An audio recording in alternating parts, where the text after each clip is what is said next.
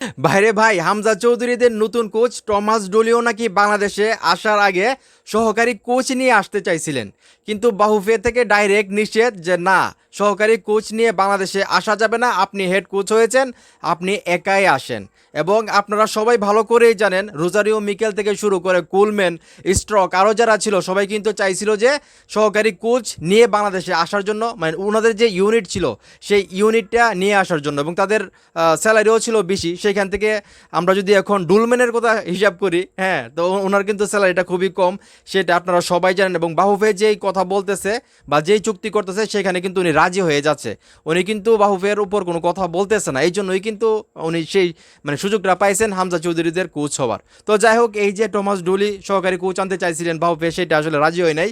তো কেন রাজি হয় নাই? Syndicate syndicate syndicate. তো কেন রাজি হয় নাই? Syndicate syndicate syndicate. সেটা আমি বলতে চাই না, আপনারাই বলেন যে বাহুফের মানে সভাপতি বা কর্মকর্তা যারা আছে তারা কেন রাজি হয় নাই টমাস ডুলি আসলে সহকারী কোচ নিয়ে আসুক। আপনাদের কি মনে হয়? সিন্ডিকেট সিন্ডিকেট সিন্ডিকেট, সেটা অবশ্যই কমেন্ট করে জানাবেন। ভিডিওটা ভালো লাগলে অবশ্যই শেয়ার করবেন।